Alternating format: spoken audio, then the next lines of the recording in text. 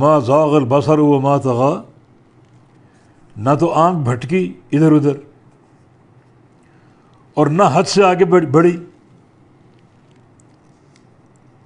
نبی علیہ السلام کو وہ چیزیں دکھائیں، اس بھیری کا ڈھانپا جانا، اللہ کی نشانیاں، قدرت کی عجائبات، اور اللہ کے پیارے پیغمبر کی آنکھیں اس منظر میں کھو کر رہ گئیں، نہ آپ نے دائیں طرف جھانکا نہ بائیں طرف جھانکا، نہ اس سے آگے دیکھا۔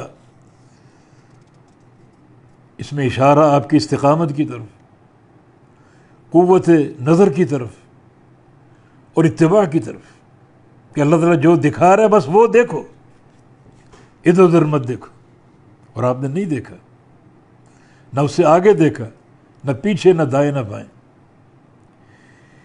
یہ حقیقت اتباع ہے کہ اللہ جو دکھانا چاہ رہا ہے وہی دیکھا۔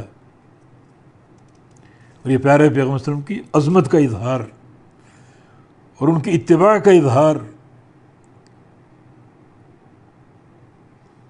اللہ تعالیٰ کے فیصلے کو من وعن قبول کرنے کا اظہار،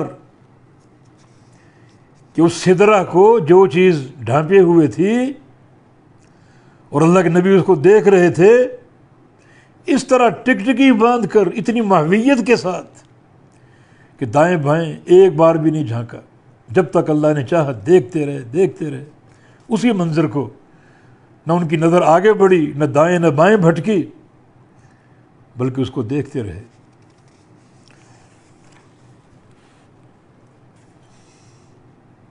کیا دیکھا؟ لقد رأى من آیات ربہ الکبریٰ، وہی لقد، لام تاکید اور قد حرف تاکید جمع ہو گئے، قسم کا معنی دے رہے ہیں۔ تحقیق البتہ بلا شبہ دیکھا اس نے، یعنی محمد مصطفیٰ نے صلی اللہ علیہ وسلم، من آیات ربہ، کچھ نشانیاں اپنے رب کی، الکبریٰ، بڑی بڑی نشانیاں دیکھیں۔ یعنی یہ معراج کا قصہ بیان ہو رہا ہے، یعنی اس کے کچھ واقعات کی طرف اشارہ، بڑی نشانیاں، جیسے جبریل کا آنا، جبریل کو دیکھا، پھر وہ براق، وہ جبریل کی سواری، جہاں اس کی نظر ہوتی وہاں تک پہنچ چکا ہوتا، لاکھوں اور کروڑوں میل کا فاصلہ پل بھر میں طے کرنے والا، اللہ کی نشانی ہے نہیں۔ پھر آسمان، ساتوں آسمان دیکھے، آسمانوں پر انبیاء کو دیکھا، آسمانوں کے بعد نشانیوں کو دیکھا، جنت کو دیکھا، جہنم کو دیکھا،